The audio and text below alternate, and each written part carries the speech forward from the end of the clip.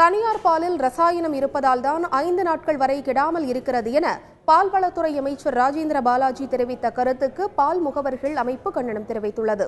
திருவள்ளூர் மாவட்டம் காக்கலூரில் உள்ள ஆவின் பால் பண்ணை வளாகத்தில் புதிய கட்டிடத்துறை பால்வளத்துறை அமைச்சர் ராஜேந்திர பாலாஜி திறந்து வைத்தார்.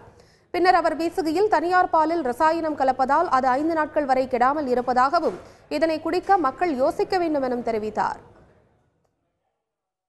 ஒரு ஒரிஜினல் பால்னா பிரிட்ஜ்ல இருந்து எடுத்துட்டா 5 மணி நேரத்துல கெட்டு போகணும். அந்த பால் தெரிஞ்சிடணும். அப்பதான் அது ஒரிஜினல் பால். அது ஆவின் பால் ஒண்ணுதான் கரெக்டா 5 மணி நேரம் 6 மணி நேரத்துல தெரிஞ்சிடும். மற்ற பால் எடுத்துக்கங்க 4 நாளைக்கு 5 நாளைக்கு வச்சுக்கலாம். எடுத்து வெளியே கிடவே கிடாது. லாரில போகும்போதே ஒரு 4 சொட்டு மருந்து ஒரு கெமிக்கலை கலந்தா போதும். இதுக்கு பாலுக்கு கெமிக்கல் கலக்குறாங்க. ஆக பிரைவேட் பாலை வாங்கி சாப்பிடுறவங்க யோசனை பண்ணி சாப்பிடுங்க. அமைச்சரின் பேச்சுக்கு பால் முகவர்கள் சங்கத்தினர் கண்டனம் தெரிவித்துள்ளனர். அனைத்து தனியார் பால் நிறுவனங்கள் மீதும் பொதுவாக குற்றச்சாட்டுகளை முன்வைக்காமல் கலப்படம் தொடர்பான விழிப்புணர்வை அரசு தரப்பில் செய்ய வேண்டும் என பால் முகவர்கள் சங்கத்தினர் தெரிவித்துள்ளனர்.